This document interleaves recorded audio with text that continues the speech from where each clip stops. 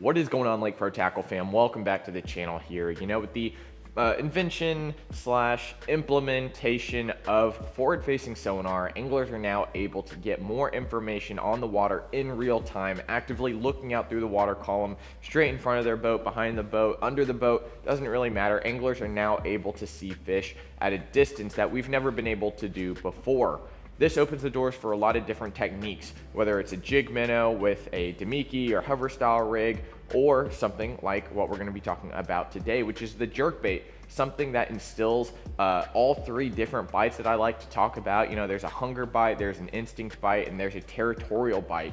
The jerkbait hones into each one of these categories in a lot of different ways, and we're going to be talking about the subtle differences between a lot of the jerkbaits, as well as talking about kind of the progression of jerkbaits through the years. So guys, buckle up. This is going to be a little bit longer video, so stay tuned. I hope you enjoy it. All right, so when it comes to the history of the jerkbait, there's been a lot of instrumental jerkbaits out there that really kind of got the category going, you know, starting with something like this. This is the Smithwick Rogue. Now this bait here I would never pick up, really, just because it's got so many, you know, we've got so many better options now. But for a time, the Smithwick Rogue was just the jerkbait that anglers had. It was something new. It was able to get a lot of bites because, you know, in the wintertime, as fish slow down, you know, they were able to fish this over the clear water, over certain bodies of water like grass lines or certain contours or something like that, and still get a lot of bites. Now, of course, earlier I said you're tuning into the fish's three different bites, whether it's the hunger bite, the instinct bite, or the territorial bite.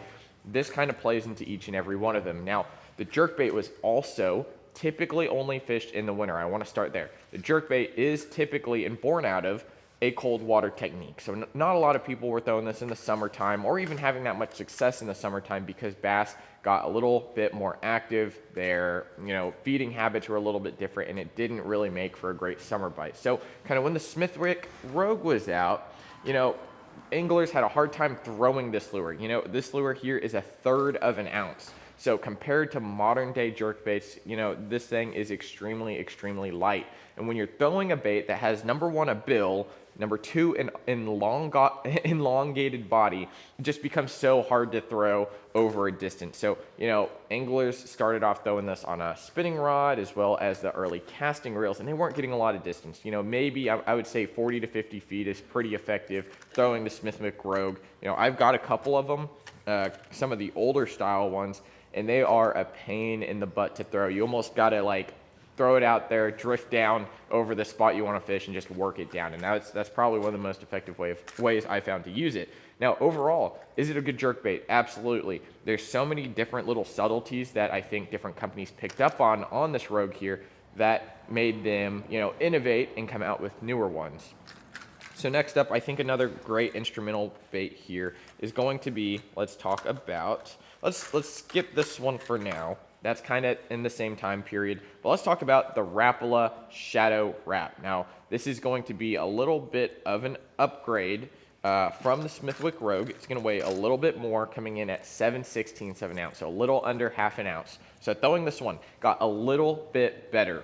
And you're going to notice a little design change. The Smithwick Rogue was extremely circular. Almost the entire bait was basically a circle. It's going to have a rounded top, a little bit rounded bottom. It was almost like you take an egg, you know, and stretch it apart. That's kind of how that one was built.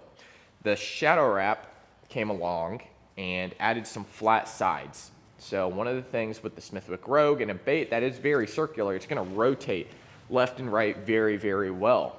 And when you're hitting it, when it comes to hitting a jerkbait, it all depends on how hard you're actually jerking that bait. Now, with the Shadow Wrap, this kind of fixed one of the problems that anglers were having. When you hit the Smithwick Rogue a little too hard, or very similar baits in that category where they were very rounded, they would slash and fold over, catch a lot of hooks, and that just caused you to have a lot of issues. You're not being very effective on your retrieve there. So this guy came in. This is the Shadow Wrap by Rapala again. They added some flat sides to it, still a rounded top, a little bit flatter bottom as well. And then, you know, the bill changed just slightly. They added a little slightly curved bill, a little more material in there. Still no good weight transfer systems though, but it did add a little bit more weight, so it's a little bit easier to cast into the winds. So adding those flat sides here, you're gonna be able to really work this bait side to side without it blowing out entirely. Now, the sides, like I said, there's no weight transfer system, number one, and two, the sides are gonna be completely flat. Still gonna allow the bait to have a very good side to side motion, but not quite at the peak of it. Next, coming along, the Jerkbait right here. This is the Lucky Craft Flash Pointer. Now, of course, they have different sizes in these. I just picked out a 115 for reference here. This Flash Pointer, it's gonna take the same flatter sides. They're gonna start angling it down to an upside down pyramid shape, where it's gonna still have a little bit rounded top, but those sides are gonna slightly concave into the bait, and that's going to allow you to have a very steady retrieve on a just normal cadence or a faster cadence. You're able to fish these a lot faster, throw them a lot farther as well. I believe this is gonna be right at ½ an ounce, which is perfect. ½ an ounce is generally about where I like to start for my jerkbaits, number one. If it's lighter than that, it just becomes almost a pain to throw. Now, Lucky Craft were extremely hard to get for a while. They did add a weight transfer system, just slightly. Got a couple bigger BBs in there that moved around. Not quite a true weight transfer system though. As build technology got better and better, they were able to make thinner and thinner lips. The Smithwick Rogue, right here, going back to the beginning, it did use a very thin lip. It broke very often, and they weren't attached on super great. And, you know, moving back to the Rapala, this bill is extremely thick at one end here. The Lucky Craft Flash Pointer had a very good marrying of the two, where the bill was still very thin, it was very flat, and I think they found the right angle. Now, if you notice on the Rogue, the bill is set very, very far back into that bait, which caused a lot of, again, of just inconsistency in topspin, where that top of the bait would fold over the top. This guy right here is kind of where it became standard to put your bill very, very close to the front of the bait, allowing it to really get the maximum amount of action on each one of your hits, each one of your jerks from your jerk bait. So again, it's gonna have a little bit flatter top, still very, you know, still very rounded, but a little bit flatter top, and the sides are gonna be tapered in kind of at that V. And you're also seeing a lot more variance when it comes to the front of the bait here to the back of the bait, adding a little bit more of a thinner minnow profile, a little bit thinner shad profile, allowing this bait to be casted, number one, easier into the wind and not picking up as much wind, as well as just being effective at working down under the water in a left to right manner. I do want to mention the Rapala ripstops. They added like a little tail at the back of those, if you remember those. Still very effective. The ripstops were able to stop very, very quickly because of the extra draft in the back. So after the Lucky Craft pointers, we're gonna go into probably my gold standard for a jerkbait, especially a wintertime jerkbait. Now we're gonna talk about some differences between all these jerkbaits here a little bit later, but let's kind of go along this progression. So this is the Vision 110. So straight out of Japan. These guys were extremely, extremely hard to get for the longest time because all the production was coming out of Japan. Now what's awesome about the Vision 110 is they added this weight transfer system. It's a tungsten weight transfer system, which again is going to increase the value. So these are starting, you know, at that $24.99, and back when you couldn't get them, people were buying them for hundreds upon hundreds of dollars. Moving into some of the similarities between the Flash Pointer right here and the Vision 110. Body shapes are going to be very, very similar. You're going to have a same rounded top, but you're also going to have the same sides. What makes the Vision 110, I think, a little bit more of a finessey jerkbait is it's going to have overall, it's going to be number one, thinner, and number two, its bill is just slightly different. It's going to have a little bit smaller bill, as well as the way they shaped the bill. It is going to have a little more material in the front, allowing it to be worked very, very subtly, as opposed to being able to hit it very, very hard and that bill catching a lot of water. And that is why anglers for the longest time solely relied on the Vision 110 for a finesse winter jerkbait. Now overall, you can still hit this pretty hard, just not as hard as something like a Jackal re-range. Of course, you're going to have a lot more material leading up to the bill on the re-range. Very, very similar overall in profile to the Vision 110. It's going to be a 110 as well. The main differences between the two, not the best weight transfer system, though it is very effective when you cast it really fast. So I don't know if I can do it here, but it has like a loud crack. It has a very, very like crazy weight transfer system in it. Like it snaps when you throw it out there. You can hear that. So the weight transfer system's getting better and better. Of course, Megabass also came out with the 110 Max LBO with its tungsten bearing transfer system, which makes it even easier to make a cast. But you know, my gold standard for a jerkbait in the wintertime, in the springtime, in the fall time is going to be a Vision 110. I can work it a lot of different ways. I can throw it on anywhere from around, for me in Texas, 8 to 12 pound line is going to be about my go-to. I've thrown it on 14, but where this shines, because of the bill shape, because of the body shape, it is really, really effective at the, I would say 10 to 12 mark is going to be my go-to. Now, of course, with a very successful bait, there's always a lot of, let's call them knockoffs, just for the simplicity of it. The Berkeley Stunna came out not too long ago after, you know, one Bassmaster Classic was maybe one on a Vision 110, maybe a prototype Stunna. And then most recently at Grand Lake, Justin Hamner, he won with a Vision 110 +1 in Matt Shad. You know, of course, so many companies just want the clout, I think, that their anglers were using just specifically their baits. Doesn't always happen that way, especially if you pay very, very close attention. So Berkeley Stunna right here, you could say they were trying to knock off the Vision 110. You know, I think there are a lot of subtle differences, notably the weight transfer system, I think, isn't as good, number one. And number two, it doesn't feel as solid to me as a Vision 110. You know, I think the plastic's a little bit better on the Vision 110. You can hear it in the rattles as well. This one is very, very loud. I will say one of the biggest benefits of the Stunna, what I do like is I can work this extremely fast. The bill is connected and there's a lot of material between there. That's why you can hit this one and you can also hit the re-range very, very hard. There's a lot of extra material on the bill there that allows you to catch a lot of water and work it very hard and very fast at different cadences. So, you know, the Stunna, people might say, oh yeah, it's just a copy, a knockoff, but I think it has its own time and place, just like all the ones we talked about. You know, the flash pointer is still absolutely amazing. Each one has its little subtleties, and I do want to get into that again. So one of the biggest differences that I find in your jerkbait is, number one, how fast can it go and how slow can it go?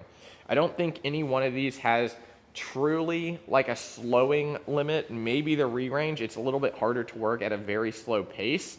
But I will say, when it comes to being able to work your jerkbaits faster and faster and faster, of course, the Rapala and the Smithwick are going to be at the bottom, but I'm also going to put your Vision 110 very low on that list because the lack of material, the body shape doesn't allow for it to be worked extremely, extremely fast. It's a great jerkbait for slow times of the year when you just want to hit it once or twice, let it sit, hit it once or twice, let it sit. And that also leads me into another point a little later. My best two, like I said earlier, for moving them extremely fast when you need to make fish react, especially in the fall or the springtime, when they're a little bit more active, are going to be the re-range and the Stunna. Now, coming into the tuning of your baits, you know, I'm sure we've all seen or heard of people putting lead tape on their baits, or maybe lead wire, soldering wire, or something like that. When it comes to tunability on these baits, there's a very big variance in what you can actually put on your bait to how well your bait's actually going to work overall. You know, putting weight on a Vision 110, unless you put it in the specific spots it needs to go, which for me, I'm specifically putting my weight directly on the gill plate. You know, if I'm using one lead strip, I'm cutting it in half, I'm putting it on the gill plate on the bottom, and I'm also putting one right on the belly. That's going to allow me to still get a good nose down effect while allowing that lip to catch the water to get down and also sink. You know, it's still gonna nose down like this a little bit. If you need it to sit perfectly horizontal, which I really don't think you do, I think that's one of the biggest myths in jerkbait fishing is people say, oh, you gotta make your jerkbait fall completely level. No, it doesn't. Trust me, shad don't even fall like that. Shad like flutter down in stupid ways. So for anyone telling you that your bait needs to fall completely level, just tell them they're full of crap. Because trust me, if a bait's falling down, a bait fish, it's flat. It's not gonna fall just like this. Not how it works, right? So the way I maximize the effectiveness of weighing down a jerkbait is going to get it head down, allowing the lip to catch more water. If you're noticing your bait's diving too deep, then start moving your weight back. Maybe just add it to the belly. And you can also add just a little bit to the top. It's gonna give it a little bit of off balance, but you can always play with it. That's the beauty of a jerkbait to me. Another thing, when it comes to the different styles of baits, the re-range, the 110, the flash pointer, the stunner here, each one has a different amount of air inside the bait. So when it comes to weighing down the bait in summer versus wintertime, I've got to take all my weight off in the spring and summertime. Or if I'm fishing a warmer body of water, I've got to take all the weight off because my bait is going to be sinking a lot faster. Those molecules are going to be vibrating in that water. If you go back to like, I don't know, 3rd grade science classes, those molecules in that warmer water are very active. They're shaking a lot, they're moving around, and it's allowing your bait to fall through the water much quicker. When it comes to the winter time, it's going to be the opposite. Same thing with a glide bait. I'm going to be adding a lot more weight to my lures, allowing them to sink a little bit faster or at the same rate as in warmer water. So colder water, more weight, warmer water, less weight. That's kind of how I go about it. And when it comes to a stunner, I've got to add a lot of weight. When it comes to the Vision 110, really don't have to mess with it that much. I think the minimal space inside this cavity here allows me to get a very effective sink rate at almost all different water temperatures. Now, of course, if you're fishing a power plant, something like that, power plant lake, it's a little bit different. Of course, that water is going to be very, very different as well. So when it comes to the flash pointer, very similar to the 110. There's not too much space in there, just one really solid chamber allowing me to do that. But when it comes to like a Rogue or Shadow Wrap, I've got to add a lot of weight. Not that I'm fishing these often, but I do want to make you aware that really putting weight on anywhere on this bait is going to mess up a lot of the action. So it looks like this video is getting up there in time, so I want to make this pretty quick. When it comes to jerkbait rods, typically a lot of people will throw anywhere from a 6.5 foot rod all the way up to a 7 foot rod. I found for me that the 6'10" X Pride, whether it's the glass version, if you like a very, very limber rod, the glass version is really, really awesome. If you like a little more snap in your jerkbait rod, the regular 6'10" medium is one of our best sellers for a jerkbait rod. We also have the Miller Rods Rip Freak, which is very, very similar to the glass rod in that X Pride. We've also got some Kage power jerkbait rods. We also have the technical jerkbait rod, which I absolutely love for the Kage rods from Daiwa. If you want one of those, just give us a call, shoot me an email, put something in the comments, I'll reach out to you. But we have a lot of different options. Of course, we've got Megabass, 110 specials, 110 sticks, and a whole other myriad of different rods. So you can choose from a spinning rod, a casting rod, doesn't really matter. It all kind of depends on what your bait can take, how it's designed, what hooks you have, and I'd love to get down in the comments below with y'all and kind of talk about jerkbaits as a whole, because I absolutely love jerkbaits. They're one of my favorite techniques in the fall, winter, and springtime. In the summertime, they don't really come out that much, typically more of a drop shot guy in the summertime, but they do serve some purposes, especially if I am moving around the country. Of course, regionally here, I'm mainly talking about Texas. I've caught fish, smallmouth especially, all over the country certain times of the year that are totally different from Texas. So guys, I hope you enjoyed the video. If you did, please leave a like on it, subscribe to the channel if you're new, and we'll see you next time at Lake Pro Tackle. See you guys.